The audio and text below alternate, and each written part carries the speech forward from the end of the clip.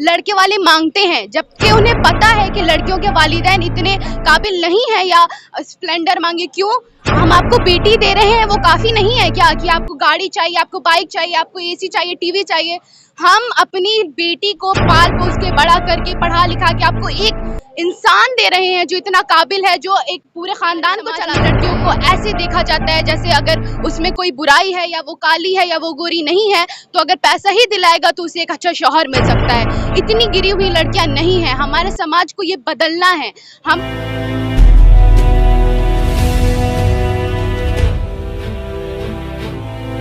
अस्सलाम वालेकुम। सबसे पहली बात, मुझे बहुत गर्व महसूस हो रहा है कि मुझे एक बहुत ही अहम टॉपिक पे स्पीच देने का मौका मिला।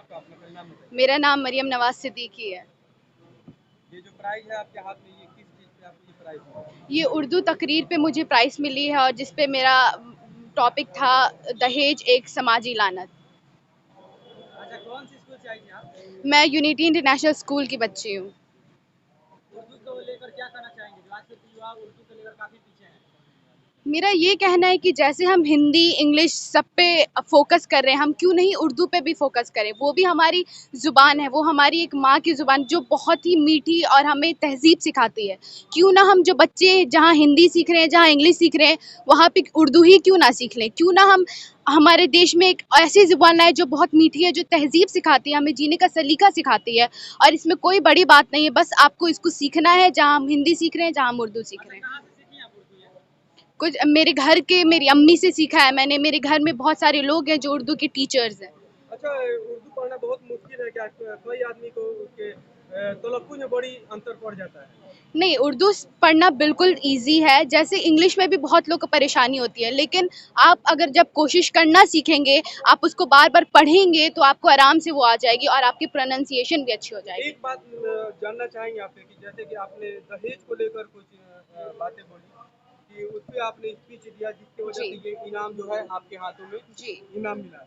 तो हम चाहेंगे कि ये जो आपका थॉट है, जो आपने सोच रखा, जो आपने बयान किया, एक बार हमारे इस वीडियो के माध्यम से, आप इधर आके वीडियो बनाइए सर, इधर बनाइए। इस वीडियो के माध्यम से एक बार बताइए कि क्या आपने सोच रखा था और क्या पेश किया?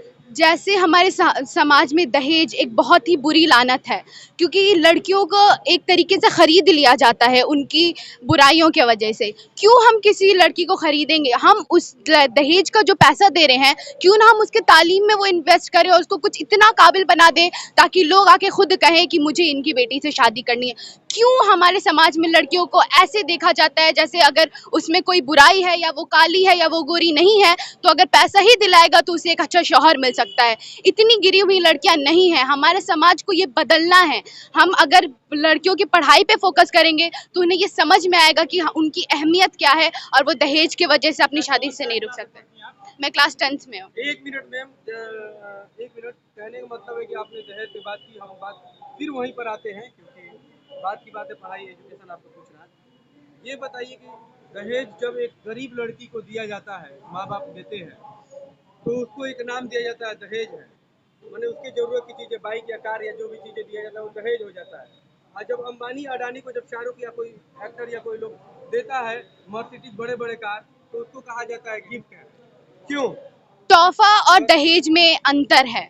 तोहफा हम अपने दिल से देते हैं, अगर वो हमारी एक जो हम दे सके, हमारी ऐसी पहुंच है हम दे सकें। और दहेज लड़के वाले मांगते हैं, जबकि उन्हें पता है कि लड़कियों के वालिदैन इतने काबिल नहीं है या स्प्लेंडर मांगे क्यों।